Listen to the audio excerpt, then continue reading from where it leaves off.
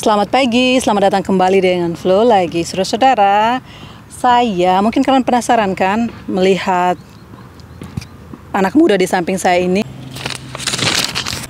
Perkenalkan, nama saya Diki Agustian. Saya berasal dari Kuningan, Jawa Barat. Ya. Umur saya 24 tahun. Masih muda. Saya mengambil sekolah perhotelan di HTMI atau Hotel Tourism Management Institute di Sorenberg, Kanton Luzern. Saya di sini mengambil di major di culinary.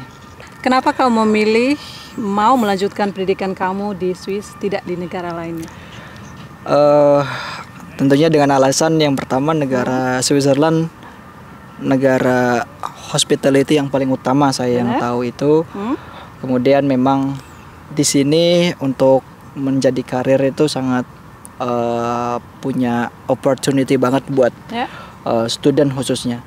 Karena memang di sini negara-negara Eropa khususnya mencari student-student yang mempunyai skill yang sangat baik seperti itu. Berapa lama kamu akan belajar di sini?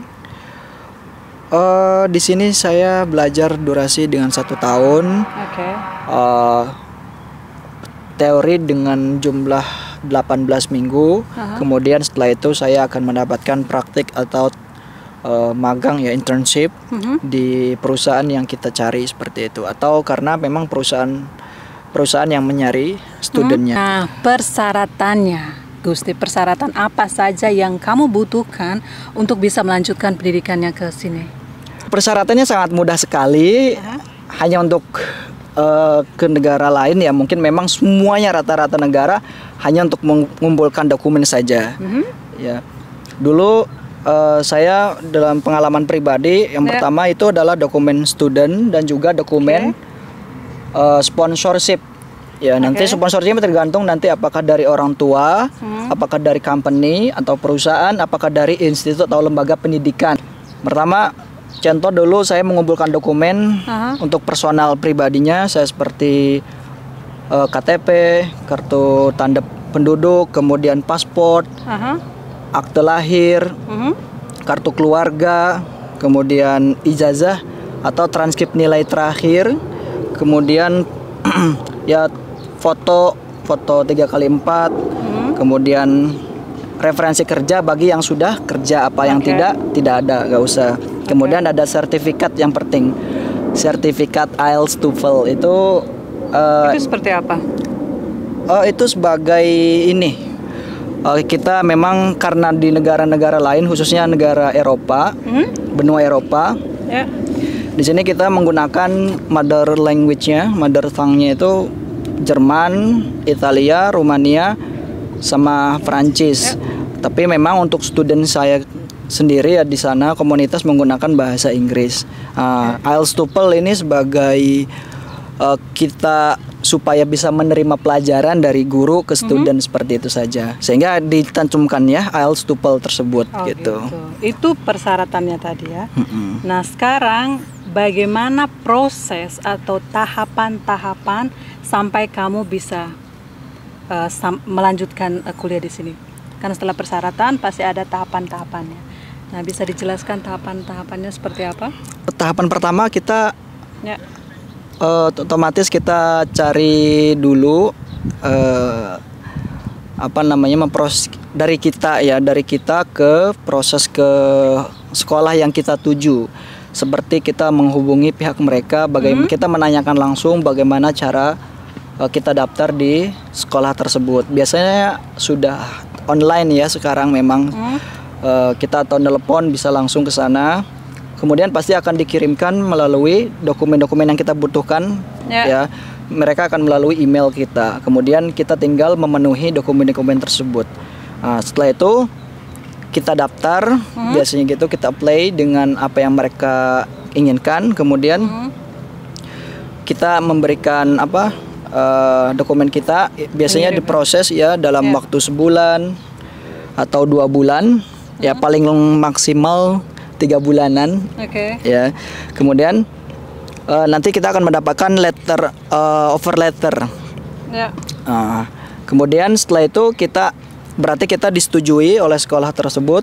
Nah, kemudian kita setelah itu mendapatkan surat lagi kembali dengan surat finansial yang dari sekolah. Jadi sekolah akan memberikan surat administrasi dengan ketentuan jumlah sini. Akhirnya kita akan memberikan juga uang kepada mereka. Nanti setelah itu kita nunggu surat lagi dari pihak sekolah. Sekolah akan memberikan kita surat bahwasanya sudah disahkan bahwasanya kita sebagai student. Nah, setelah itu kita akan dibantu mengurusi namanya visa oleh pihak sekolah. Biasanya nanti pihak sekolah akan memberikan data kita kepada kedutaan besar di Switzerland, dan kita juga mengeplay data kita ke kedutaan Switzerland yang berada di Indonesia seperti itu. Nanti kita tahap ke interview. Setelah tahap interview, kemudian dari pihak Indonesia kita sudah disetujui, akhirnya kita tinggal pemberangkatan.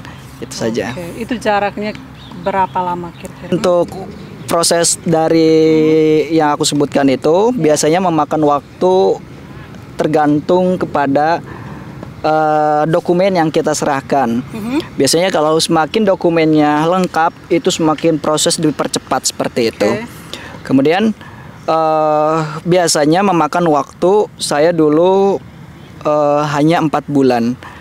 4 bulan dari awal saya ngambil sekolah di sini, kemudian saya apply, akhirnya saya langsung perjalanan saya 4 bulan langsung saya bisa datang ke sini. Jadi tergantung dokumen yang dibutuhkan dan juga kelengkapannya. Ya, semakin kita melengkapi semua dokumen, berarti semakin cepat kamu sampai di sini. Iya, benar. Student sini. Keringat. Biar dilihat cewek-cewek ini tidak keringatan. Gak ada, ada di sana. Belum ada, anggap saja belum ada manajer kamu. Manajer. Panas saudara-saudara, ini sampai berkerut-kerut ini. Tuh kan tante perlu perhatian. Iyalah.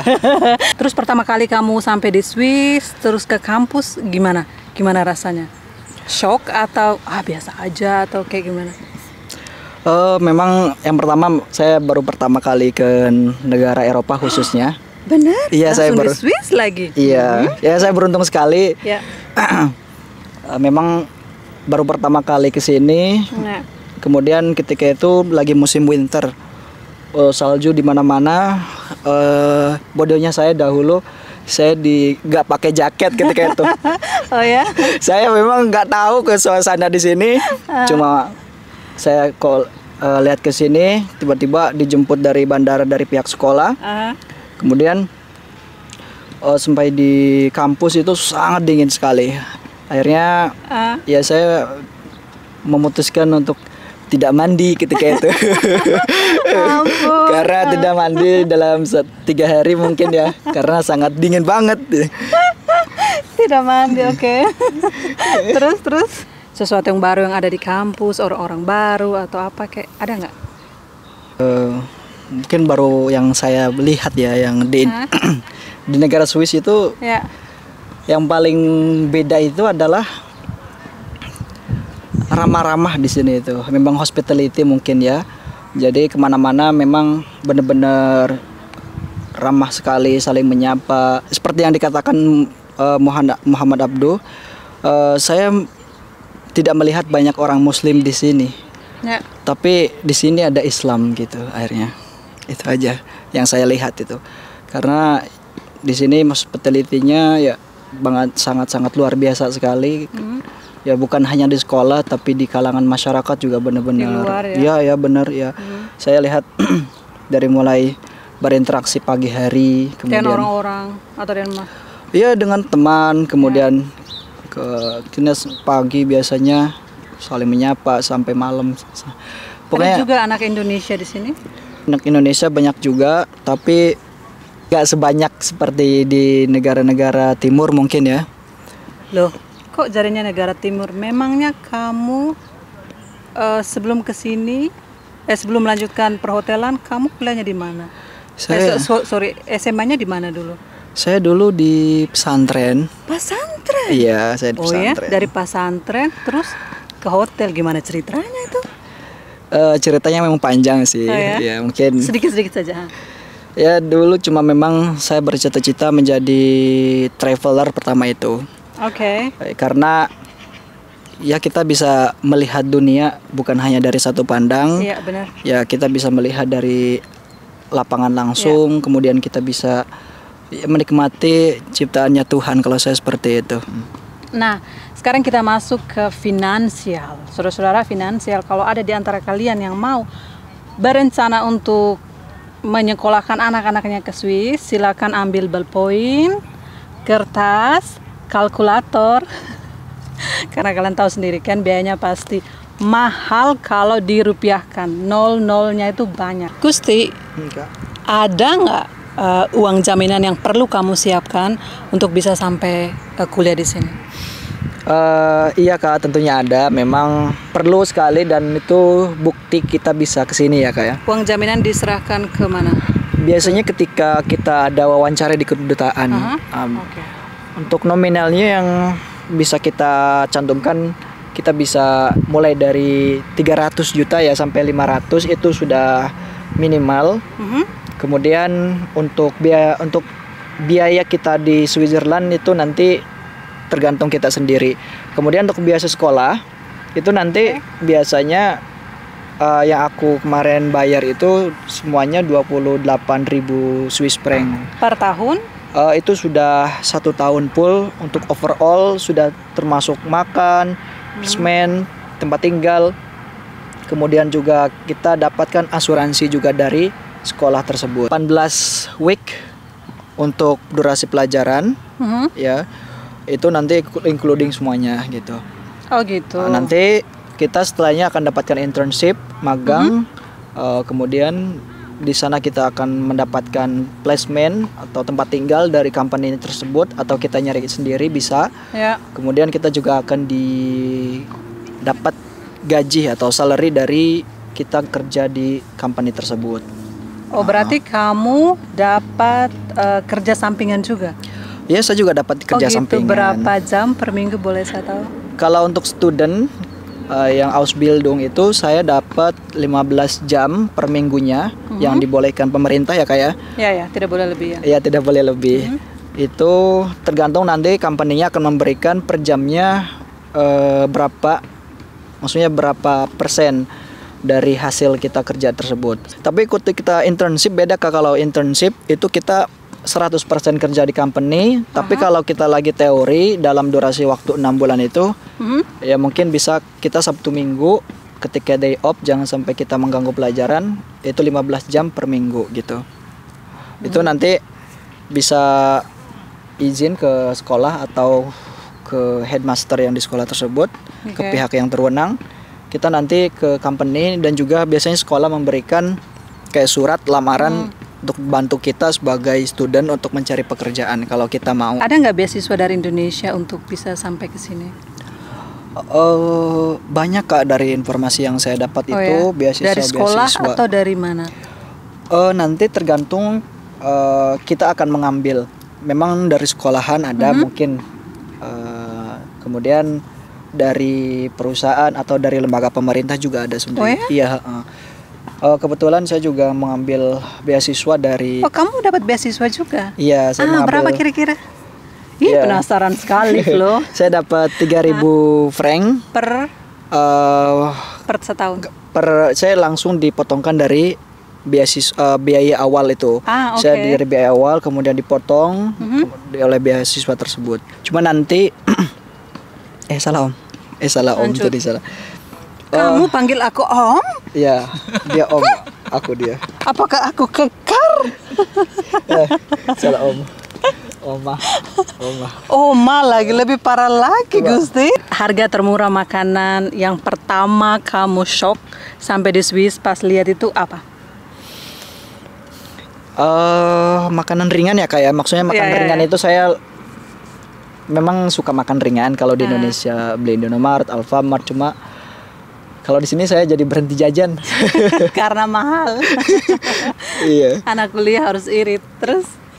Ya karena di sini biaya hidup mahal. Ya akhirnya kita lebih baik spend money-nya pintar-pintar, intinya menjaga keuangan pintar-pintar gitu. Rencana selanjutnya Gusti, apakah selesai kuliah kamu mau melanjutkan bekerja di sini, meniti karir di sini, atau kamu pulang ke Indonesia? Rencana aku memang pengen belajar di sini. Pertama Kak, pengen terus belajar. Maksudnya dengan saya visa student, saya bisa jadi visa pekerja dengan cara yang pertama mungkin yang saya ketahui bisa pertama dianggap profesional oleh perusahaan tersebut. Karena perusahaan itu akan meng-keeping kita dengan banyak proses Kak. Seperti kayak mereka harus menyiarkan di iklan atau dengan proses dia memberikan kompensasi, ya kan Kak, seperti itu. Sehingga kita akan mendapatkan visa perpindahan visa student jadi visa ke pekerja seperti itu. Tapi kamu tahu nggak kalau tidak semudah itu, karena saingan kamu itu dari negara-negara European Union yang mereka bisa masuk Swiss tanpa sesulit proses dari Indonesia. Iya Kak, memang seperti itu. Ya aku keep belajar ya supaya lebih profesional banget dalam skill aku di bakery and pastry. Apa yang kamu lakukan kalau agensi kamu tidak memberikan kesempatan ke kamu lagi?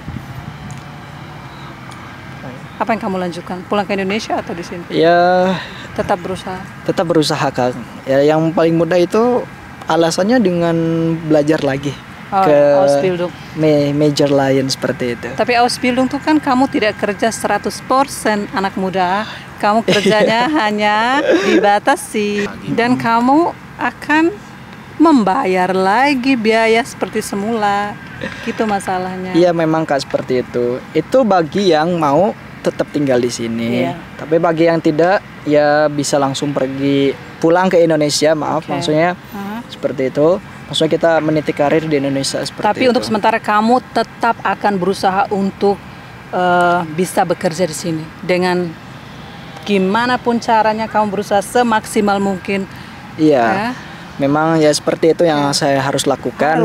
Terutama memang saya sekarang lagi mempelajari dengan bahasa Jerman karena di sini semua perusahaan ya kebanyakan menggunakan bahasa Jerman seperti karena itu. Karena kamu tinggal di part yang bagian yang berbahasa Jerman. Iya, tentunya bisa Jerman atau High Jerman dan juga aku pelajari dengan Swiss Jerman. Selain orang tua kamu yang sangat berjasa dan bekerja keras agar kamu bisa sampai ke Swiss, bisa sampai sekolah dan tinggal di Swiss, adakah orang Indonesia yang tinggal di Swiss yang juga berjasa membantu kamu, mensupport kamu? Alhamdulillah saya punya keluarga juga di Switzerland. Dia sudah tinggal 14 tahun di sini. Ya, paman. Saya sering datang ke rumahnya dan juga belajar mengenai culture, bahasa, kemudian juga khususnya peraturan ya, karena memang negara Switzerland itu apapun ada peraturannya. Benar-benar kalau kita melanggar hal kecil pun di sini kita akan ditindak dan toleransi banget, tidak ada toleransi banget di sini maksudnya. Ya salah satunya kejadian yang pernah aku langgar. Kamu melanggar peraturan apa, Gus? Peraturan yang aku langgar dulu saya karena tidak tahu ya, memang tidak mengerti peraturan awalnya. Di sini kan saya pernah menggunakan public transport kayak seperti bus dan tram. Karena perjalanan saya dari sekolah kalau ke kota Zurich dulu saya harus menggunakan tren, bus. Itu benar-benar jauh. Saya dulu pertamanya tidak bayar, saya langsung masuk ke dalam, saya nggak tahu cara bayarnya. Aduh, itu kan jadinya ngakak terus. Karena saya tidak tahu ketika saya sudah duduk, ternyata yang dicek itu bukan suruh dibayar di dalam, tapi kita harus bayar dulu di luar dengan menggunakan online. Biasanya kita ada SBB aplikasi atau kita menggunakan cash ya, yang ada yang ada di halte-halte yang ada di stasiun-stasiun kecil itu. Jadi bayarnya semuanya itu. Kamu dapat denda? Saya tidak dapat denda, hanya teguran saja ketika itu. Untung. Iya, karena setahu saya kalau sudah kena satu kali pelanggaran, Ya, karena nanti akan ada track record dalam benar. dalam catatan kita kalau kita mau masuk kerja, Ya. kemudian dalam sipil semuanya sudah ada catatan record langsung. Selain pengenalan tentang budaya Swiss, dari om kamu, ada nggak om kamu ngasih kamu uang saku kah atau apakah? Penasaran aku ini. Ada sih. Tapi kan nggak mungkin gratis. Iya memang pasti. Jadi di sini kebiasaan keluarga kepada anaknya di sini memberikan edukasi ya memang dari 18 tahun kebanyakan di sini sudah disuruh keluar rumah ya di sini ya. Jadi suruh belajar. Maksudnya belajar mandiri di sini seperti kerja dan sebagainya. Saya juga di sini diberikan kalau saya butuh sesuatu, saya biasanya disuruh maksudnya dia memberikan barang atau memberikan sesuatu uang, ya harus aku bekerja dulu dengan dia dulu. Maksudnya bekerja Bantu gitu atau gimana? ya, Kerjaan bantu-bantu. kayak Biasanya saya jadi housekeeping sih di sana. Karena dia punya company. gimana? Oh ya. Akhirnya saya jadi housekeeping di sana. Ya masak. Saya suka sekali didikan paman kamu ya. Jadi walaupun paman kamu punya perusahaan sendiri, tapi tidak serta-merta ngasih kamu gratis. Tapi main di Swiss kayak gitu, saudara-saudara, tidak ada yang langsung kasih saja Iya, secara benar. cuma-cuma. Nggak harus kamu melewati proses mendapatkan duit itu. Dari tadi Gusti kita bicara panjang lebar panjang, tapi kalian di sana pasti penasaran, ini websitenya apa, informasi apa yang harus kami tahu, harus kami baca. Nah, websitenya apa namanya? Untuk sekolah saya websitenya htmi.ch. Oke, nanti saya tulis di bawah ya. Kalian kemudian bisa kunjungi websitenya. Ada juga agent yang saya ikuti yang Agentnya apa? itu student visa yang berada di Bali. Di bawah sini. Itu saja Kak yang saya bisa sampaikan. Nah, kalian bisa lihat semua informasi-informasi yang ada di website yang ada di bawah sini ya. Kalian bisa baca di sana, kalian bisa pahami informasi apa yang ada di sana. Selanjutnya kalian mulai mencoba memantapkan rencana kalian untuk bisa sampai ke sini ya. Kalau kalian serius, oke? Apalagi kalian yang masih muda, kalian harus meniru anak muda ini. Ih, kekar badan kamu ya. Mantap loh. Belum kita menutup pembicaraan ini Gusti, kamu punya nggak saran atau pesan atau tips untuk teman-teman yang mungkin mau datang kuliah di Swiss atau mau mengikuti jejak seperti Gusti? Silakan. Saran dan tips saya, Ya. pertama memang harus memantapkan bahasa ya Kak. Bahasa Jerman Ya, atau bahasa internasional yang pertama seperti itu. Karena kalau mau belajar tentunya kita di sini bukan negara sendiri.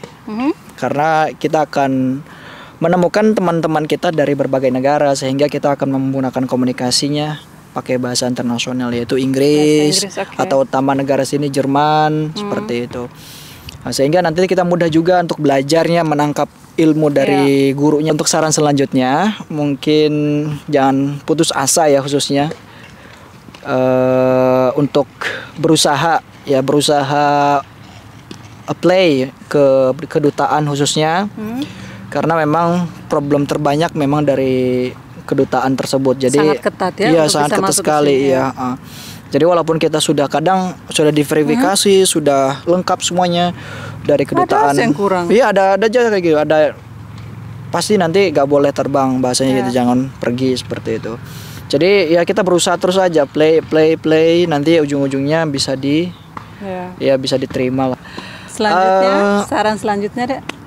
Saran selanjutnya mungkin kita belajar dahulu sebelum kita ke negara yang kita tuju gitu. Cari tahu ya. Cari tahu dahulu tentang culture, Ya. kemudian bahasa, kemudian peraturan yang terpenting Kak, seperti itu. Karena kita akan hidup di sana. Ya, karena memang negara maju khususnya seperti Jerman perlu kita belajar banyak tentang peraturan di negara ini. Banyak. Iya. Itu aja Kak. Saudara-saudara, usai sudah perbincangan saya dan Gusti di bawah terik matahari yang panas ini, di belakangnya lapangan tenis. Saya berharap informasi yang Gusti sampaikan sangat bermanfaat untuk kalian yang mau datang kuliah di sini, khususnya perhotelan. Ada yang perlu ditanyakan, kalian bisa tulis di bawah kolom komentar. Mungkin Gusti akan menjawabnya, atau kalian bisa langsung menghubungi Gusti di alamat Instagramnya di mana Gusti, di bawah Ya, sini. di bawah sini. Gusti, ini pertanyaan agak. Kamu masih single apa sudah punya pacar? Ya, for the moment I don't have any girlfriend karena saya pengen selalu berfokus dulu ya Kak ya, di karir aku Kak, maksudnya gitu. Bagus, anak Karena yang baik. ya tidak sia-sia lah kita jauh dari Indonesia pergi ke Switzerland ya khususnya. Ngeluarin biaya yang begitu banyak. Iya benar Kak, benar ya seperti itu. Dan juga kalau saya fokus dan berhasil, ya di sekeliling saya akan bangga dengan saya. Orang tua kamu akan bangga juga kan? Benar Kak, ya. Saya pertama memang saya pengen mengabdi kepada orang tua yang pertama, juga mengabdi kepada apa ya? Mengabdi kepada bangsa dan negara. bangsa dan negara. Aku gitu ya. Kamu mengabdi pada. Kamu mengabdi sih. Membanggakan orang tua dan Saya mau membanggakan gitu ya. Oke. Terima kasih banyak untuk kalian yang sudah menonton video ini, untuk kalian sudah menemani kami seharian. Saya dan Gusti pamit, sampai jumpa di video selanjutnya. Dah. Selanjutnya kami mau main tenis. Bolanya mana tadi ya? Oh ini. So. Oke. Oh. Ayo. Yuk. Berapa jam kita main? 2 atau 5 jam. 5 jam? Oh, hore.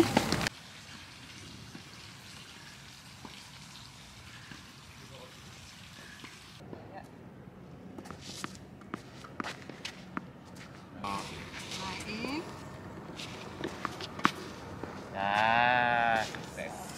Sekarang kita main. Ya. Saudara-saudara, hari ini saya dilatih. Ini pelatih saya,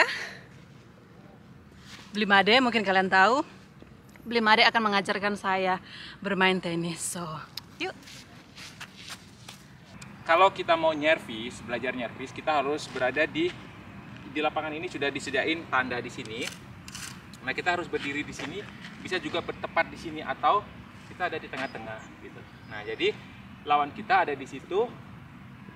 Nah, jadi kita dikasih 2 kali servis dalam permainan. Jadi kalau bisa servis pertama itu harus benar-benar keras. Nah, kalau gagal servis kedua itu bisa dilembutin. Jadi kita nggak kehilangan poin gitu. Ini contohnya kayak gini. Aha.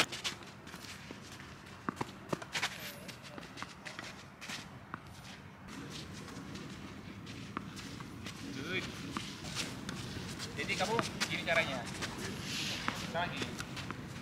Nah, gitu. Kok sama Jadi kamera kamu aku jangan- bagus ya? Jadi Tahu ya kalau tahu apa? Kan? tahu kalau mau di syuting ya, makanya Iya loh. bagus. Pelan-pelan aja. Good.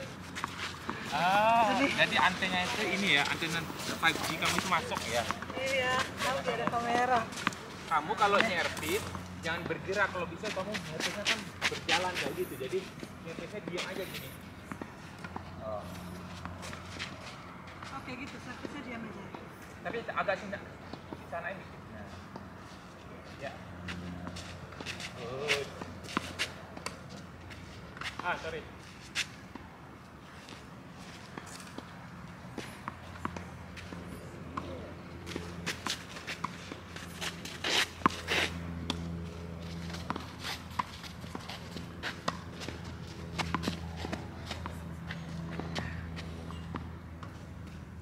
Pelan-pelan aja dulu.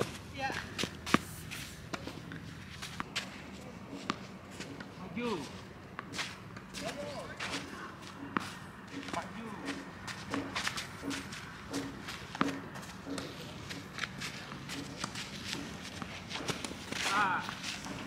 Li, caranya gimana tuh? Nah, cara untuk membersihkan ini, cara memakai ini, kamu harus ke sini. Nah, jadi kamu kayak gini. Atau kamu juga bisa kayak gini. Tapi saranku kamu naik aja ke sini. Jadi lari. Nah, kalau kamu misalnya punya waktu 5 menit, kamu bisa lari. Karena kan yang pemain yang lain akan pakai. Tapi kalau kamu punya 10 menit, ya udah relay kayak gini. Tapi kalau kamu misalnya cuma 5 menit, jadi kamu bisa lari kayak gini. Kita harus, setiap pemain harus membersihkannya sendiri. Nah, saudara-saudara, di sini kalau kita main tenis di sini, setiap pemain harus membersihkannya sendiri. Jadi tidak yang hanya biarkan saja. Ya, kamu mau coba? Ya. Jadi sampai ke sana ya, sampai ke snap-nya.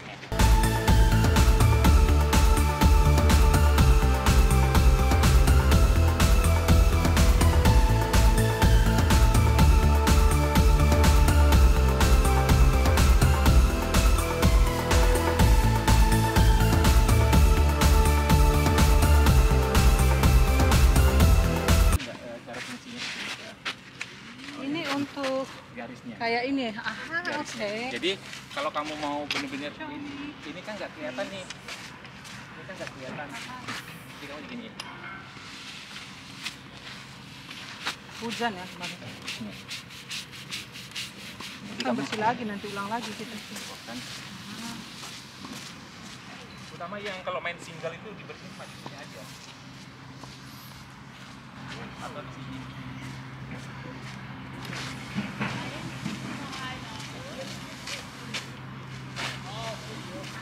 Ini aja dibersih biasanya, karena ini yang mempengaruhi servis.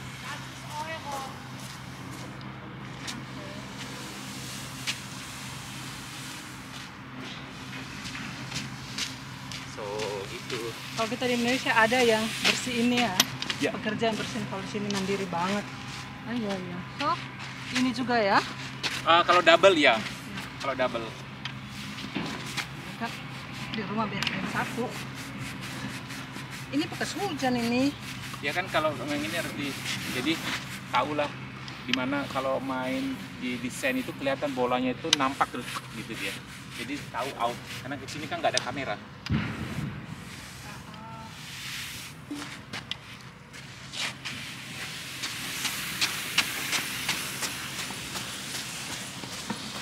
Pembersihan yang situ ya.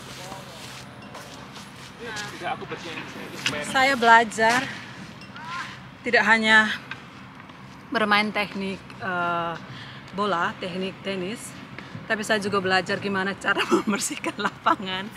Yang saya dapatkan tadi, saya lebih banyak belajar bagaimana cara membersihkan lapangan, saudara-saudara.